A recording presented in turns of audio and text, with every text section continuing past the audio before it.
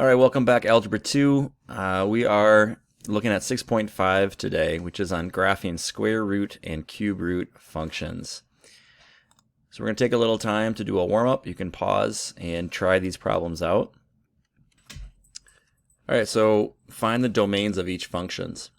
This first one, f of x equals 2x minus 5. Again, the domain is asking the question, what are we allowed to plug into this function? What are we allowed to plug in for x?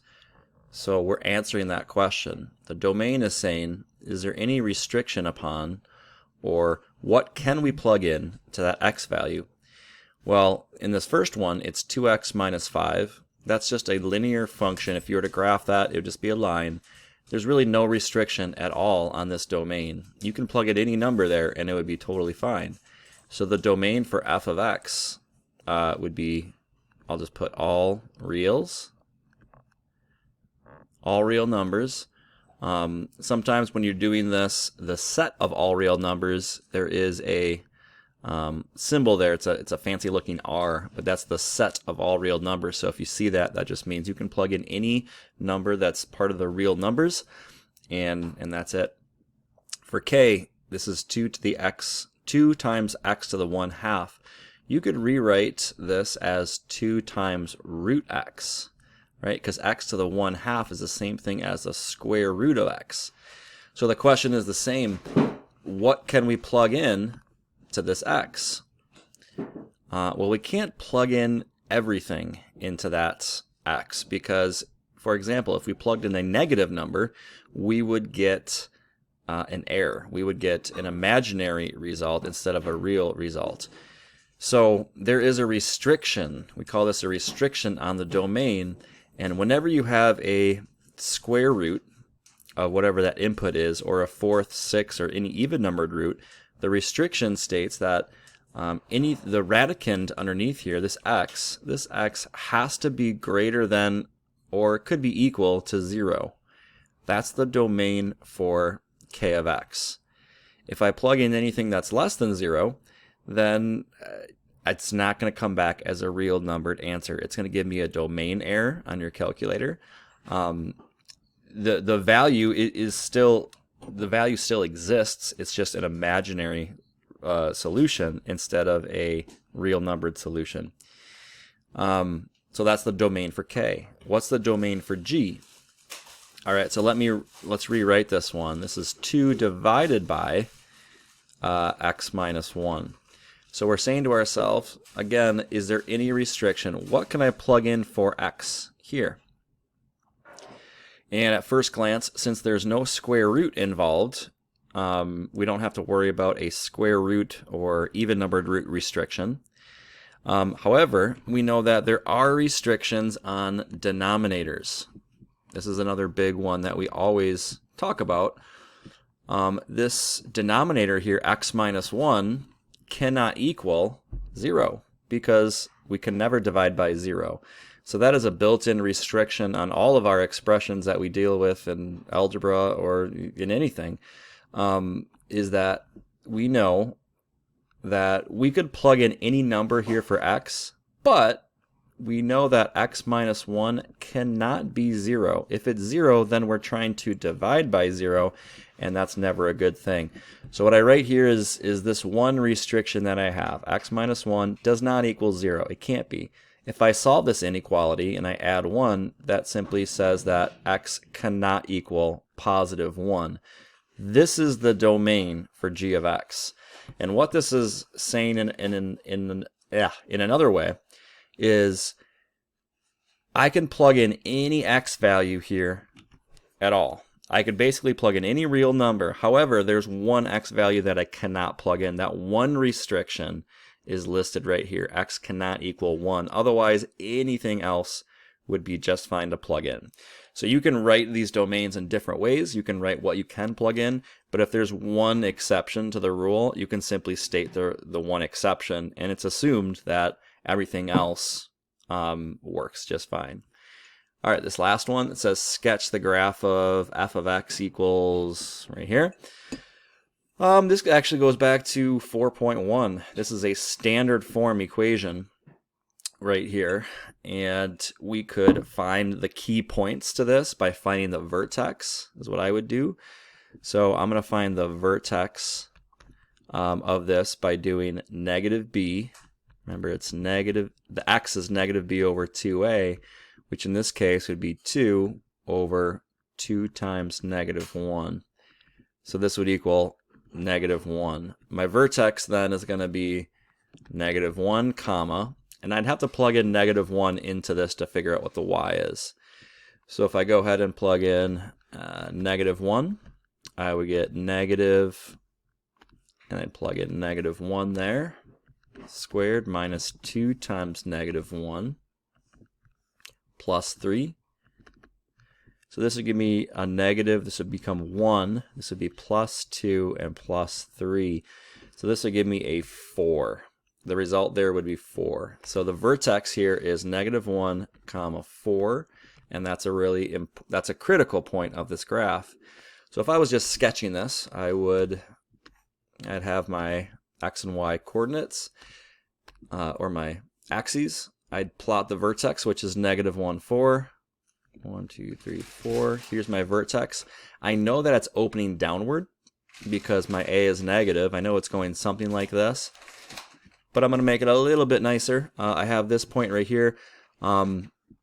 If I plot some more points, I know that if I plug in 0, right, I would get 3. The y-intercept, as is the c value, is 3. So I know that, this point would exist here.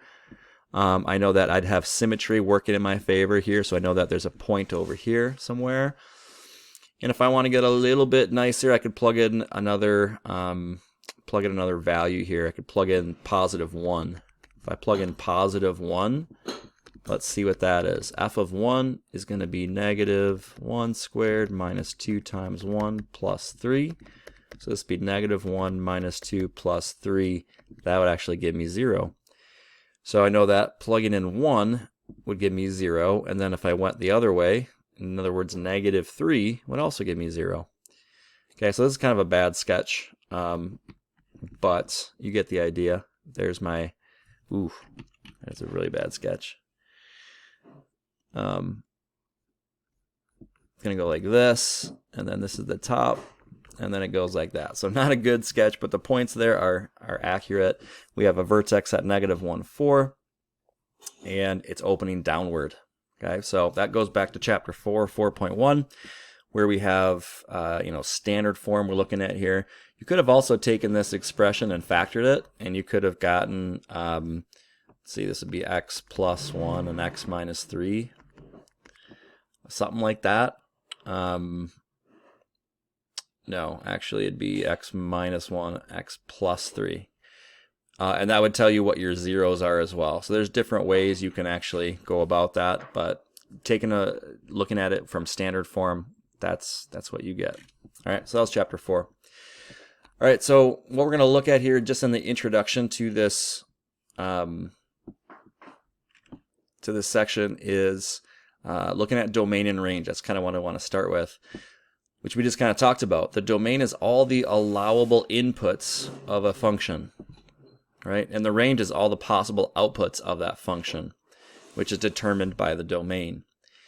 So these are two things that we always talk about in algebra, especially when we're dealing with new types of functions. And what I want to talk about here is talking about the domain of radical functions. So by a radical function, which we talked about in chapter 6 still, if I have, f of x equals, and let's just say I have the square root of something, right? Let's just say, let's just put x here, right? Let's just keep this a very simple square root function. Or any even numbered root. Okay, this could be a 4th root, a 6th root, an 8th root, etc. Then if we talk about just the domain of this function, the only restriction that we have is that x has to be non-negative.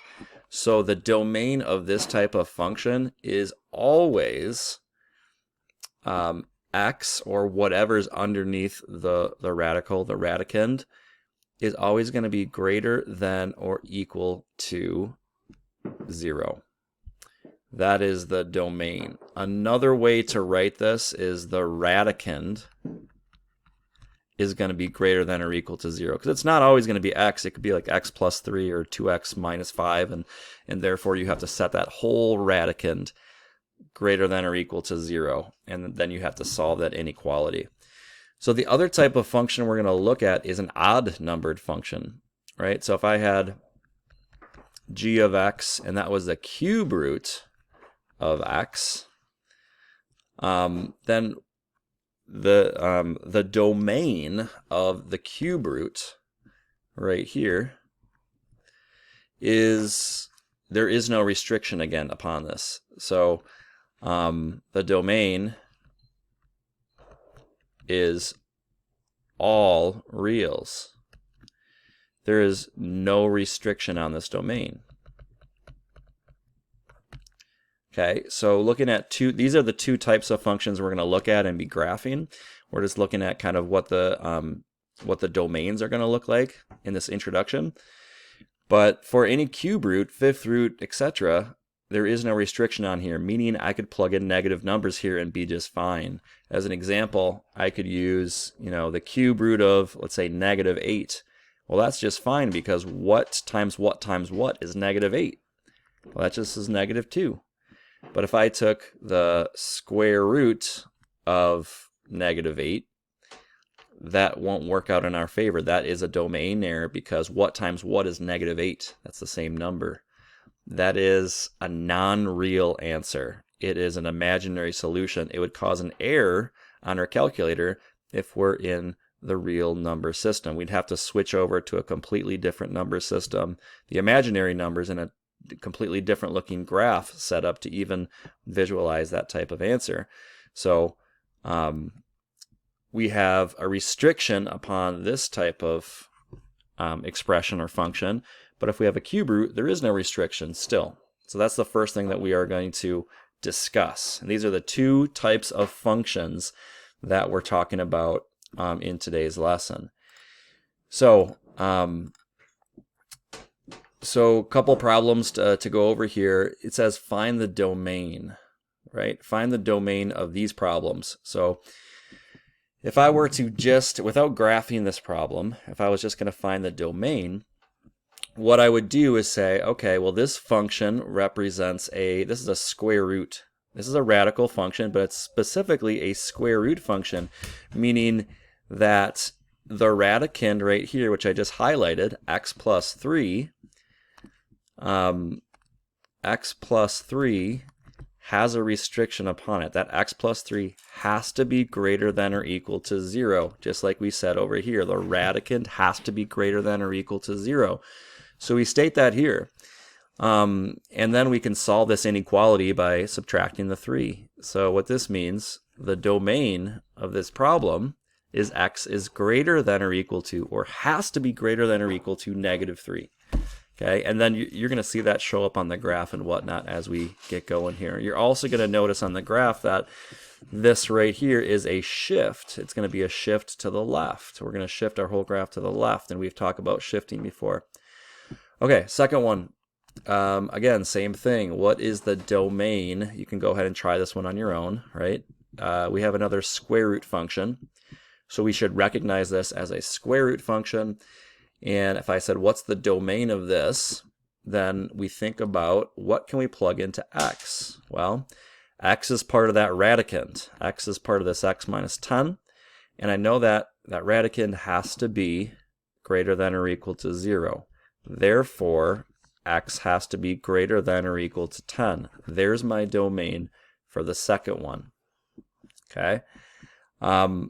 Looking at this third one, if I said, what is the domain of this cube root function? Okay, now we have a cube root. It's still a radical function, but now we have a cube root instead of a square root. And I said, well, what's the domain of this? Well, this is different because x plus 4, there is no restriction on. Because it's an odd number, we can plug in values that are negative there. So we go back to our chart and we notice that if I have this, the domain is all real numbers. I don't have to worry about plugging in something that is not part of the domain there. So on this last one here, the domain is simply all reals, all real numbers. I could plug in any number there for x. There's no restriction, and therefore when I graph it, I'm going to plug in lots of numbers. I'm going to plug in negative numbers, plug in positive numbers for the x value to get the complete picture of that graph.